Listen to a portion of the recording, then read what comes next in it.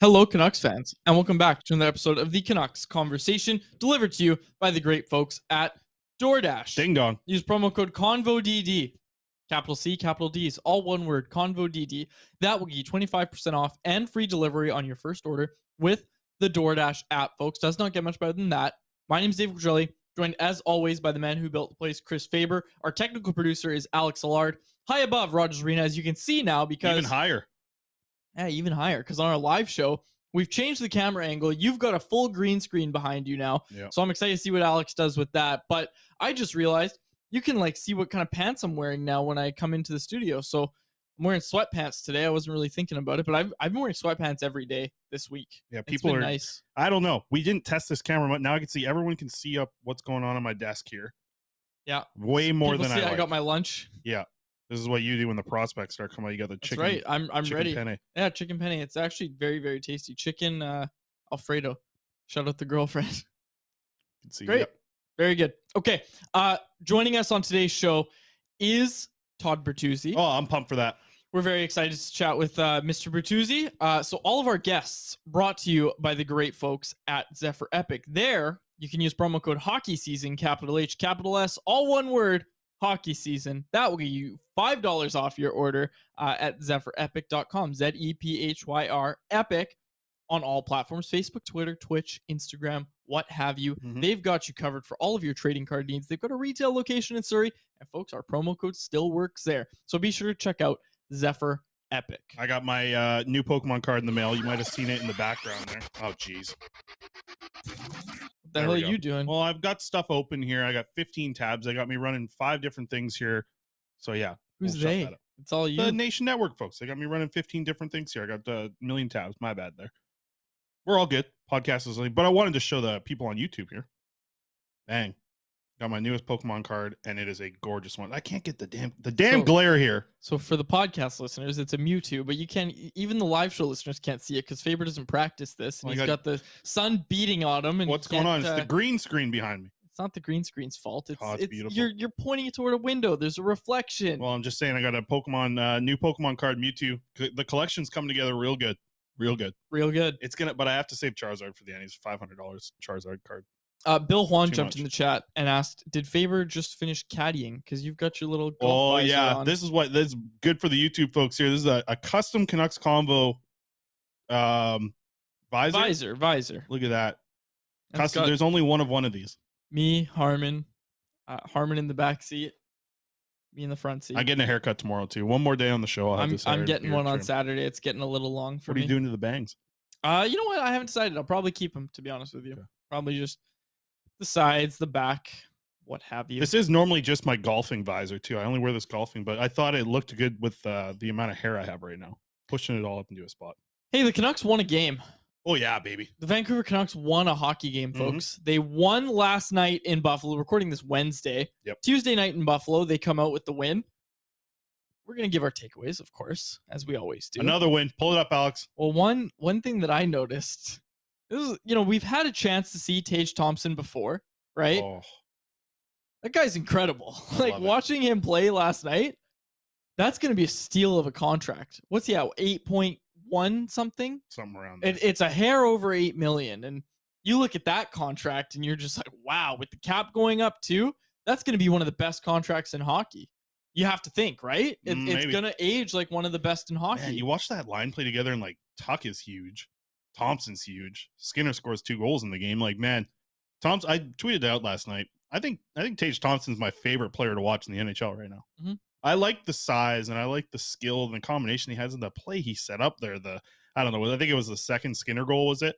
Just such a beautiful toe drag and just excellent stuff. You saw Tyler Myers checking him and they were at the same height. And I was like, whoa. Oh, yeah. I'm not used to seeing that. No, but look at the way Thompson moves and he handles the puck. It reminds me of Todd Bertuzzi back in the day. He would join us in about 10 minutes time. It's fitting that we're having Todd Bertuzzi join the show. Also, in the chat, I want to chat a little power forwards with him. Yeah, absolutely. In the chat, we've got a lot of people jumping in. Sterling Wilson jumps in early. Made a good point. Isn't winning counterintuitive to the rebuild? Yeah, sure is. Well, hang on a sec. Oh. because I think you're allowed to enjoy wins during a rebuild, during whatever the hell's going on with this team, right? The only way that wins become counterintuitive or scary or whatever for fans, I think, is if this organization looks at it and say they make a coaching change and they start getting a bunch of wins and they basically say, well, look at this team. It's pretty good. All we need to do is make a couple tweaks on the defense and we're fine.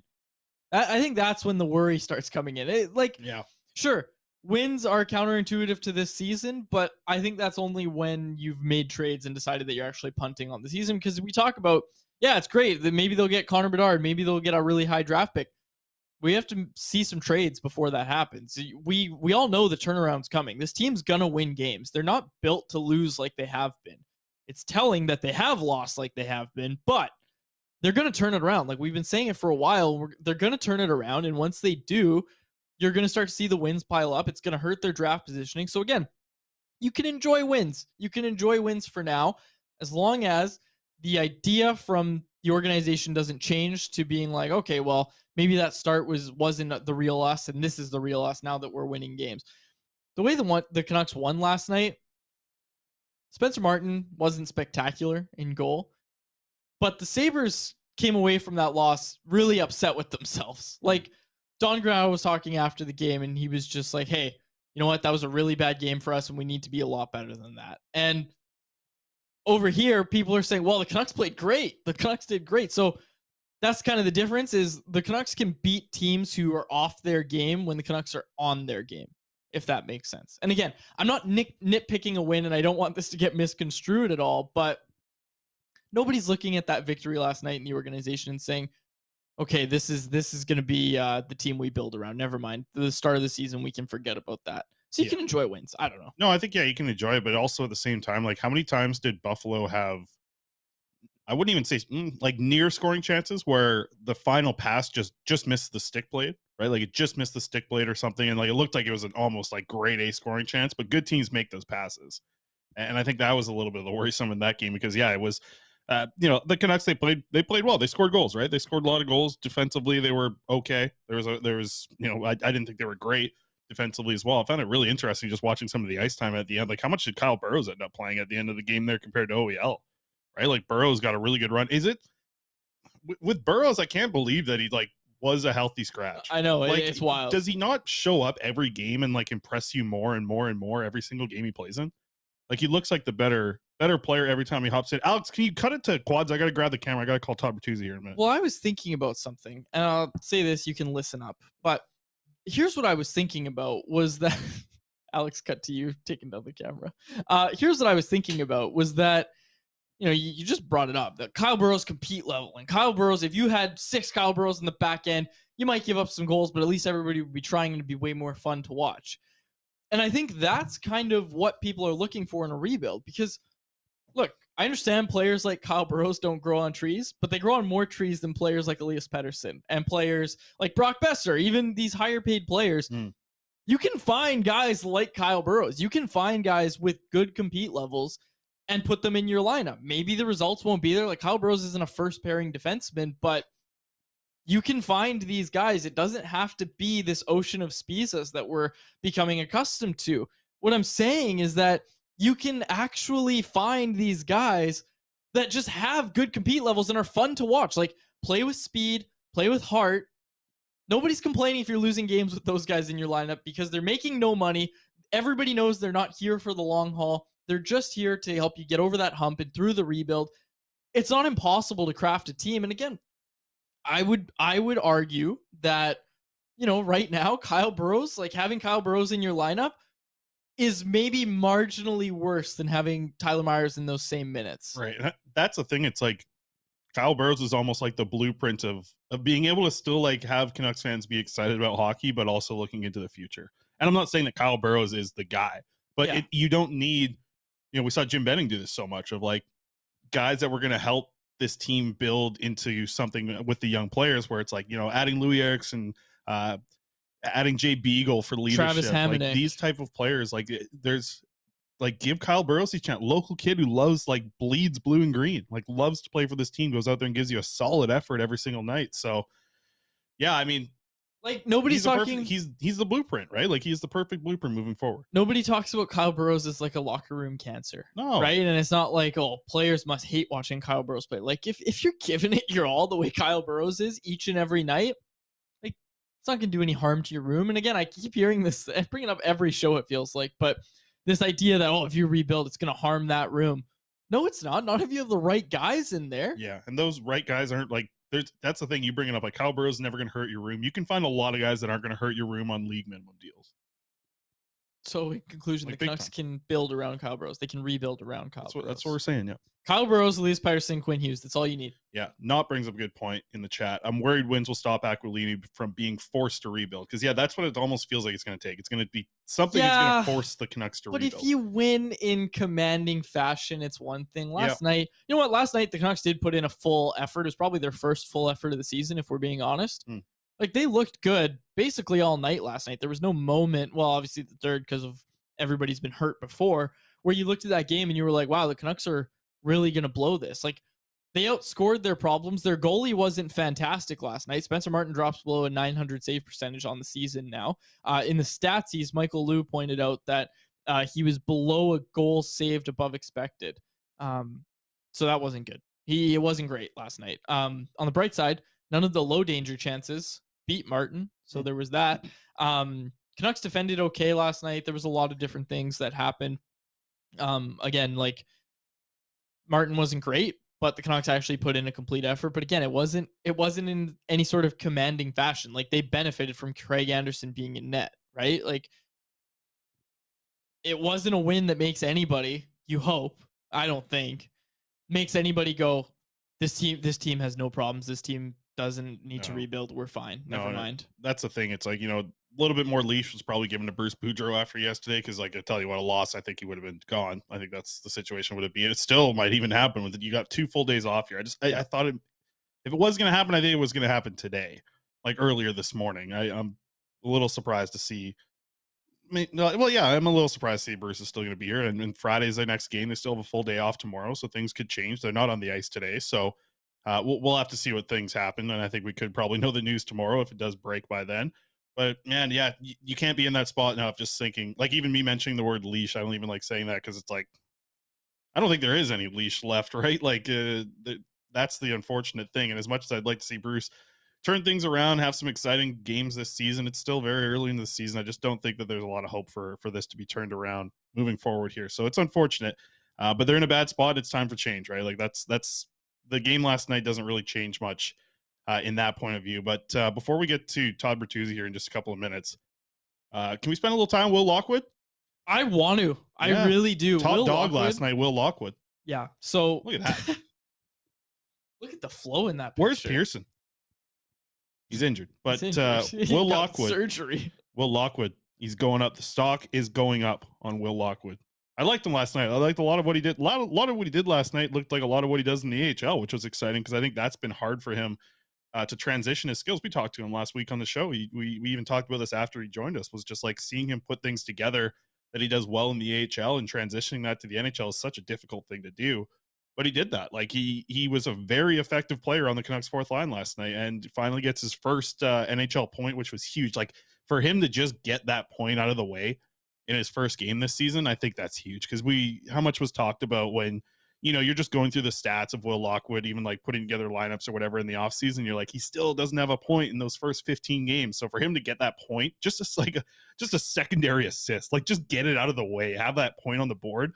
I think that's big for his confidence. And I think, to kind of round that out, like his confidence right now is huge. I think it's at the best that he's had in his career, I'd have to think, right? Like he's playing good in the AHL, comes in the NHL, makes an immediate impact, throws a huge hit at one point during the game. And he was the top dog, like 97.6 rating or something, like a really good debut for him, the dog ratings. And he's the type of player that's going to, I think, have a really good dog rating throughout the season. So really liked Will Lockwood in his first game. You haven't seen him as much as I have, but what'd you think in the NHL? Well, I mean, I've heard about his AHL scoring and you hear about all this and then you look at his NHL play and you just see that he hasn't had any points in his career. And I think that was the concern with everybody, right? Like I've criticized him in the past saying, okay, well, everybody's considering this guy a prospect. No, he's a guy who's now 24 years old, hasn't scored when he's been in the NHL, hasn't really done anything beyond play a style of play that everybody kind of thinks is unsustainable for a guy his size.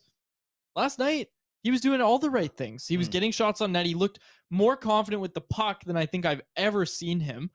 Like he brought some offensive flair to that fourth line. That goal they scored was ridiculous. Like I used the term ridiculous, and Patrick had problems with that.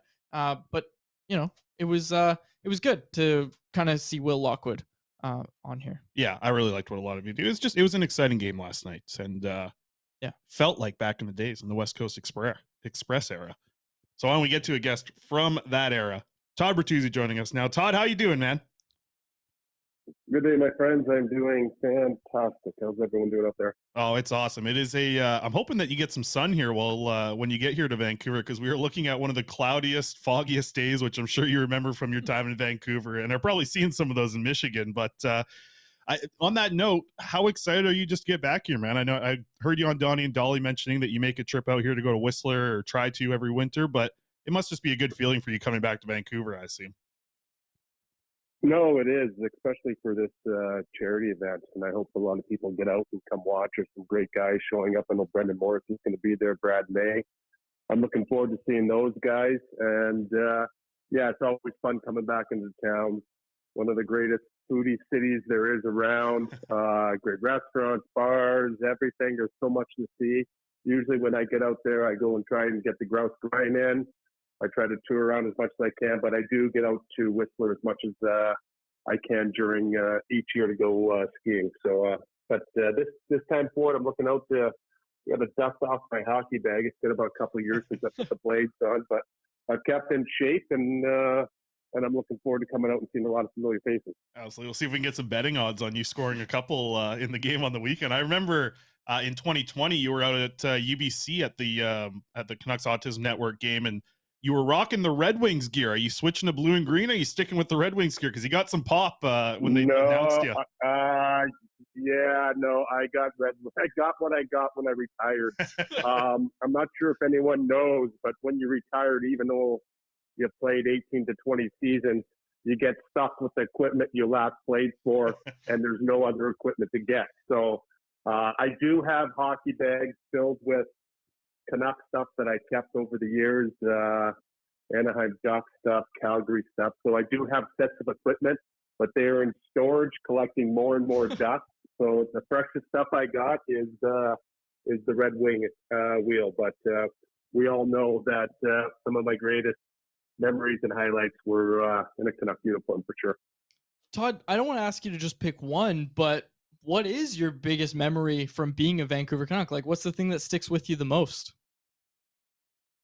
Oh, I got to say, collectively, Marcus, Mo, remember, if I missed anyone, I apologize. Dan Kluche, Matthias Olin, that whole gang, Sammy Salo, Dan Kluche, Brad May, Ed Jovanowski, that whole group that came together and turned that city upside down by our play and making it one of the most watched teams, even in the East Coast, for how we played. I know a lot of people contribute the West Coast Express and all that, but we had a lot of guys who contributed that, the Matt Cook, the Yarko Root, just a whole bunch of beauty guys that I know if we all look back, we wish we would have accomplished more.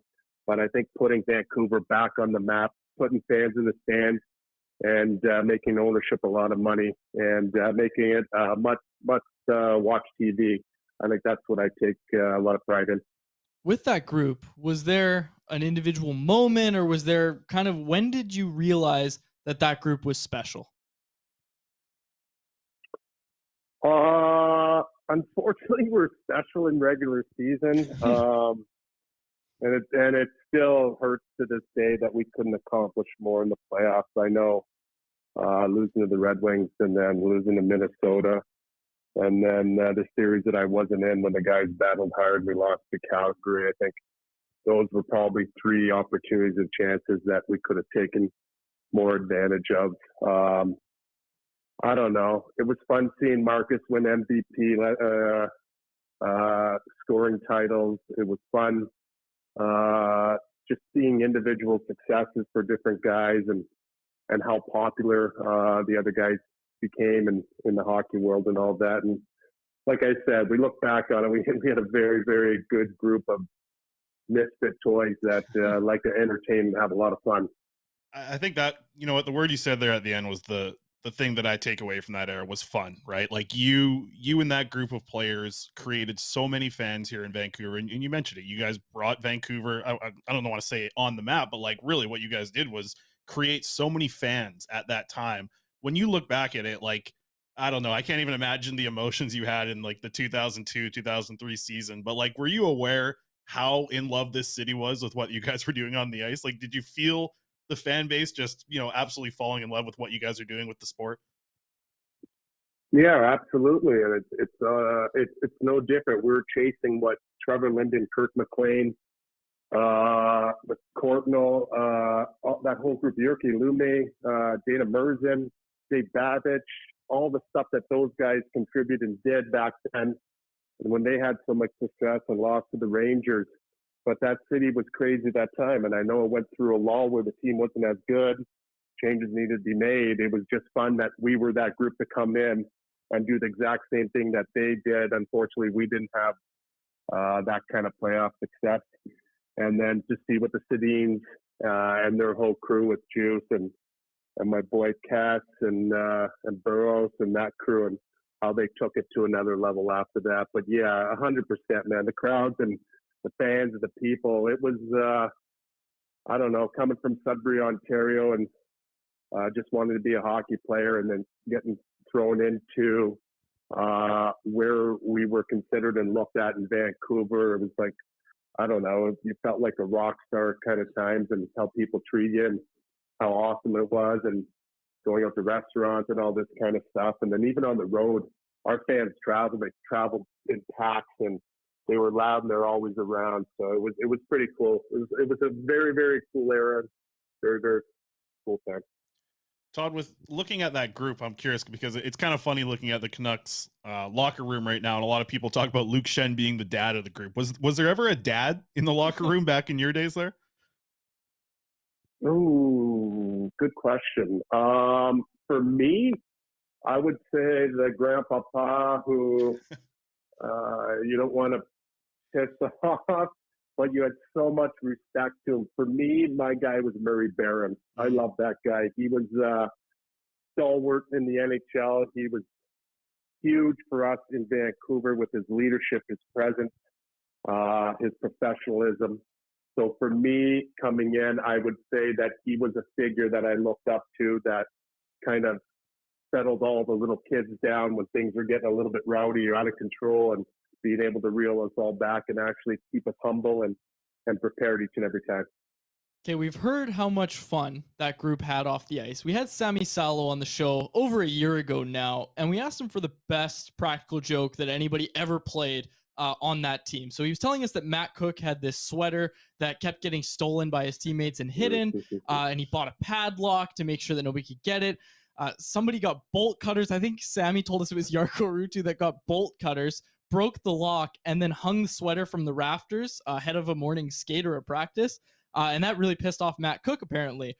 Do you have a different story for us? Some off-ice antics that stands out?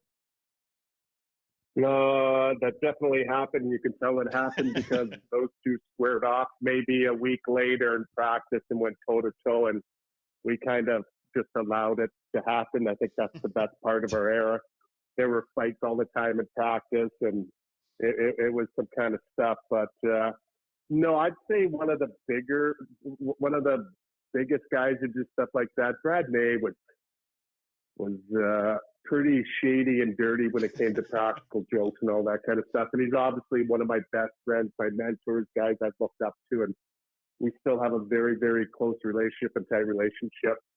Just stuff you do. I know, and I forget what player it was or whatever, but I remember we were coming out of practice at 8 Rink up in Burnaby, and I totally forget who it is, but it was a brand new car, and the whole thing was filled with popcorn. And I know for the longest time, people tried to figure it out and all this kind of stuff. And I actually forget, because it was so long ago, whose car it was, but I remember that Brad was behind it, and then it started this whole thing. But nothing ever got too out of control or too crazy. We just had a lot of fun, to be honest with you. That's awesome, man. I kind of wanted to ask. I mean, obviously, quads. Like, I don't even think you were born. My co-host here was born when you were traded to the Canucks, but like, I grew up watching you play and watching you and Marcus Naslund Morrison, that line together. Like, how much fun was it playing with both of those guys? I know you still keep in contact with Morrison. I think I heard he moved up near you as well, so that's kind of cool. But that trio, like, we look at that as Canucks fans that watched this team growing up at that time and just loved it. I mean, there were songs written about you guys of the Bertuzzi, Morrison, Naslund scores, all that stuff. Like, when you look back at that trio coming together, what was something that brought you guys together chemistry wise? Like, what was it that worked so well with you three? It was all three brought different things to the table. As far as Marcus with his leadership, his shot, his speed, his hockey IQ. Brendan with his 200-foot game, brilliant hockey IQ. He doesn't get enough credit for how intelligent he played the game. Even back then when we were playing a run and gun game, or at least me and Marcus were, Mo knew how to play 200 feet and to make sure that we ended up as plus players during that run, that we had a lot of fun. And then obviously with me, I would come in and I just played my game. I tried to be physical. I played when I need to. I stood up for my teammates. I thought I had pretty good skill with the puck. I love to be creative. That's the part, is the creativity. Our practices were some of the most fun. I wish more people could have watched them. They could have been filmed, because as much as Crow hated and all that, we would just continuously just kind of globetrot through practices with drop passes and do stuff that you see a lot of the creative kids do nowadays. That's why I'm pretty stoked where the game is right now, with how these kids are being very creative, doing things that I think we all wish that we could have done back then, but it was so frowned upon to do a little bit of hot dogging and all that. But I hope that the coaches allow the leash to keep extending so we can see the greatest game on earth keep getting better, because these kids are filthy with the puck, and I enjoy watching a lot of their skill. Oh, it's incredible. I don't know how many between the legs goals Connor Bedard has scored in the WHL this year. It's been ridiculous to watch. But hey, Todd, you were I was doing that in junior, but I was getting yelled at and benched at the same time. So that was going on way back in the 90s when it was frowned upon to go between your legs. I've been doing that forever, but getting yelled at, but I didn't care. I was going to pull off a play and get benched at the same time. I just did it my way. Okay, so how many Michigans did you pull off then in your junior career, Todd? Oh, the Michigan I would try all the time, but I didn't have the kahuna to pull it off in a game because of the coaches. So if you know every coach that I had, I'm pretty sure you can go through the list. None of them were of the young variety who would allow that kind of creativity. So it would probably be, I would do a practice and do a lot of it when they weren't on the ice, because if they get a glimpse of you trying to do something stupid or creative, that they're going to make sure that they put an end to it right away. That's the way it was back then. Yeah, it's and all the guys can attest to it. Yeah, no, not the first time we've heard that. I guess what I wanted to kind of close out here with was, you were a power forward back in the day, really established that. And the first time I think Vancouver's seen that, just absolute dominance from a power forward at the time. What do you think of the evolution of a power forward? I think it's changed so much. And we saw Tage Thompson yesterday at Buffalo. I mean, I said it at the start of this show, like he might be my favorite player to watch right now, like 6'7", moving around the ice like he does. What do you think about the kind of new age version of power forwards that have to play in this speed and skill game that we're seeing right now? Yeah, and I've been witnessing this 6'9" kid that we have in Detroit here. I don't know how to pronounce Soderstrom. I forget how to pronounce it. Whatever. 6'9", filthy mitts. The guy can wheel. I don't know if you can consider power forward anymore. I don't think it's power forward. I think it's I don't even know if it's around anymore. Power forward, if you're to ask me to drop a power forward, my power forward is the likes of a Cam Neely, Eric Ruindras, John LeClaire, Michael Renberg, myself, Keith Kachuk. And I know I'm missing a whole bunch of them. Rick Talkin, like everyone brought different stuff and all that, but I don't know if it's even close like that now. Like Connor McDavid's a big, huge dude who just wheels around, and he's a power forward with lightning bolt speed. So then you have Wilson in Washington, who can chip in 20 goals, 15, 20 goals, who can fight and hit. So I think there is a big, more broad version of what a power forward is. I think it kind of is not like the way when I grew up and came up and all that. Like there was just, I don't know, it was just a whole different style of play. And like I said, my mentors coming up were Cam Neely. I got to watch front C with Eric Lindros. Mind you, he's a centerman. I don't know if it's a winger or centerman is considered power forward, but he was a big dude that played with speed, filthy hands, put up 100 points. And then I got to see Pete the Chalk, Owen Nolan. So I think I was in an era where I got to see some of the more prolific power forwards that the game will ever see. And I don't know if it'll ever be seen or duplicated again like that. Yeah, I agree. And back to that era, this is final one from us here, Todd. We appreciate your time. Yeah, I think that we've seen an evolution there. We've seen an evolution with defensemen. I think back to the way that Darius Hatcher played or Chris Pronger played. Defensemen, they look and move and hit a little bit different this year. Who was that toughest guy for you to go up against? And I mean, you had a lot of them there with Colorado and Detroit. Who was that guy that, like, even in your spot as, you know, the prime power forward in the whole NHL, who was like, oh man, I got to go up against this guy tonight? Well, yeah, you named like Chris Pronger, the Barrett Jackman, Adam Foote. Like, I hate to keep going back to my era and all this, but I love my era. I thought my era was the baddest, toughest, coolest era in the world. I really did. And hell yeah. Through my era, we also had super heavyweights, and a lot of them were my close friends and good friends that maybe played 2 minutes a game, but they had to go against, like, so I got to see everything and anything that the New Jersey trap where offense wasn't there. But so I was fortunate I got to see all that. Saying all that, my toughest opponent would have had to been Nick Lidstrom, a non-physical, probably the highest defenseman hockey IQ. His stick was ridiculous. I could never hit him.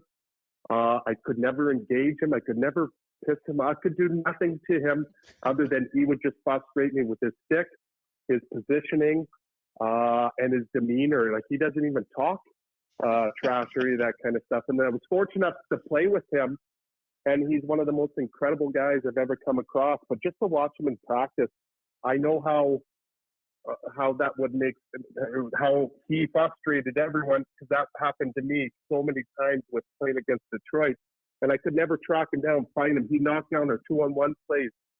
So you would think it would have been like a Chris Pronger and all that, but I'd rather have a head-to-head combat battle, going after it, fighting, and running around each other, cross-checking each other, all that kind of stuff in the net.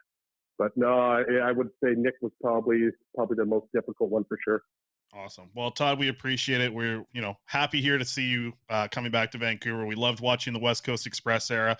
Very happy you didn't have to fit your game into the New Jersey trap from the early 2000s. We're happy to see you play a little wide open here on the West Coast. So thanks a ton for joining us here today. And hopefully we can do this again down the road. Enjoy Vancouver.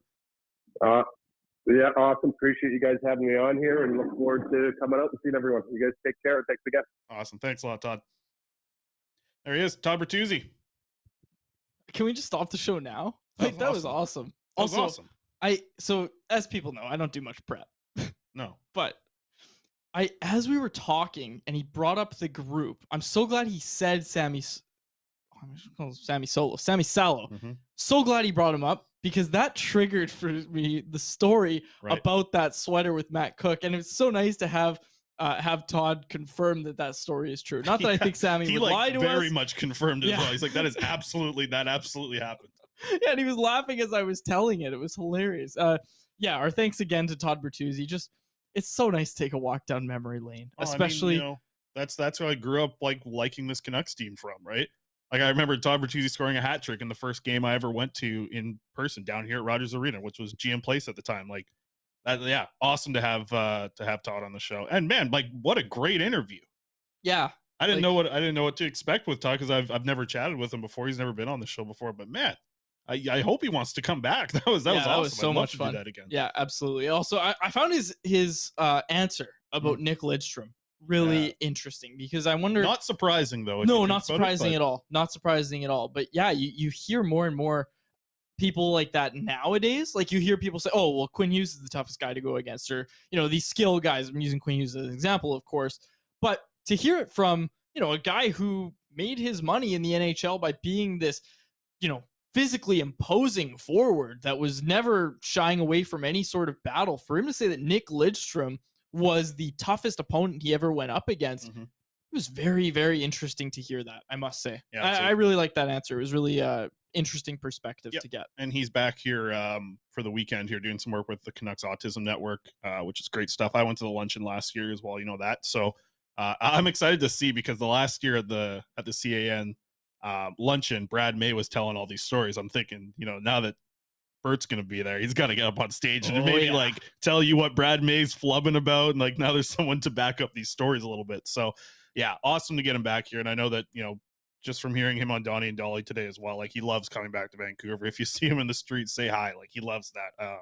And loves to come back to Vancouver. So that's awesome. That's awesome. That was a great chat. Yeah, great chat. All right, good chat. Let's talk about trading every single player on this roster. Yeah, that's the thing. Is like our next topic is trade options for this team. Can we just point people to Canucks Army? There's Stéphane Roger, my favorite writer, went on Canucks Army today, and he wrote an article with 11 shakeup trades for the Vancouver Canucks. There he is. And he did it based on magnitude. How much is it shaking things up? He used the Richter scale. And he did 11 potential trades, starting with, the ones that don't really make a difference, all the way down to Thatcher Demko was the highest. He didn't include Elias Pettersson and Quinn Hughes on that, and I've thought about that. I think trading those two is counterintuitive. I know you're getting the most haul if you let go of Pettersson and Hughes, but let's say you trade Pettersson for 2 first-round picks or 3 first-round picks. You're hoping that one of those turns out to be half the player Elias Pettersson is. I think it's counterintuitive. I think what this team needs to do right now, said it yesterday, I'll say it again. What this team needs to do right now, sit down, figure out the plan, figure out your competitive window, and make every move with that competitive window in mind.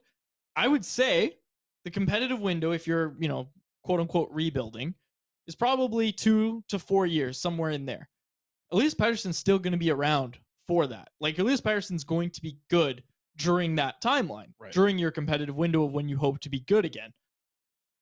Why move on from him? Why move on from Quinn Hughes? And again, I don't want to open up the can of worms of, well, they might ask out. You got to communicate the plan, right? And if that's the case, then you have to kind of pivot, obviously. I'm saying right now, under the assumption that these two guys are okay having a team built around them, you don't trade those two guys right now.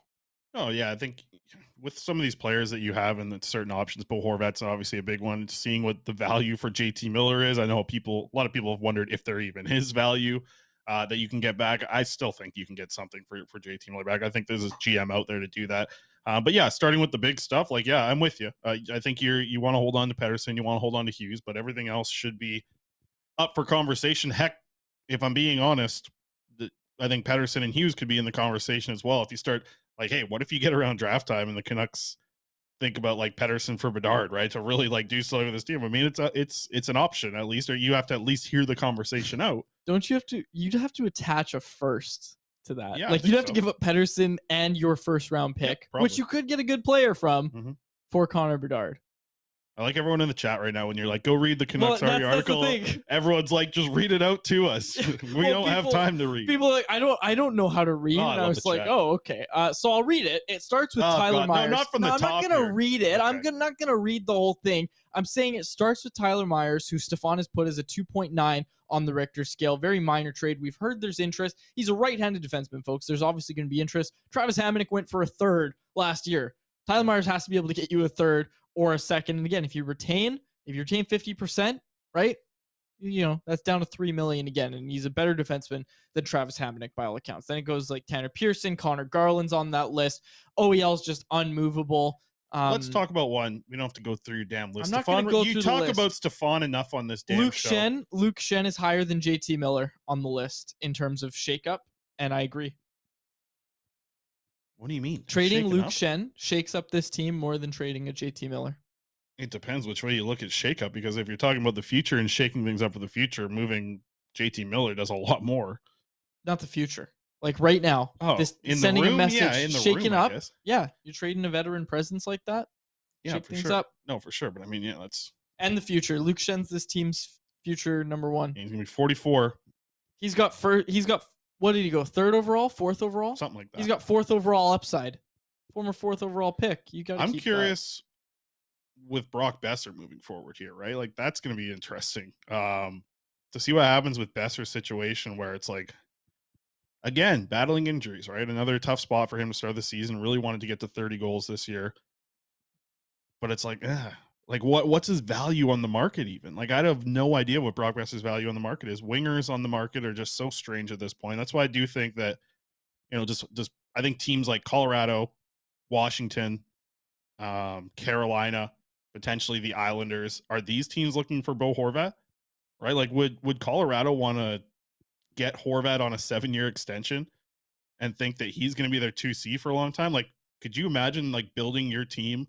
And listen, Colorado's already built a lot of things around it, but having your 1C, 2C be like McKinnon, Horvat with really good surrounding pieces instead of like seeing what Horvat looks like as a 2C in Vancouver, like with good surrounding pieces in Colorado. I'm curious to see if Colorado wants to like, I don't even want to say open their window because obviously they just won the cup last year and they've been really good for the last few years. But man, if they want to just like commit to something, like is Horvat a player that a team like Colorado, who's very smart, right? Like very like run very well, very smart.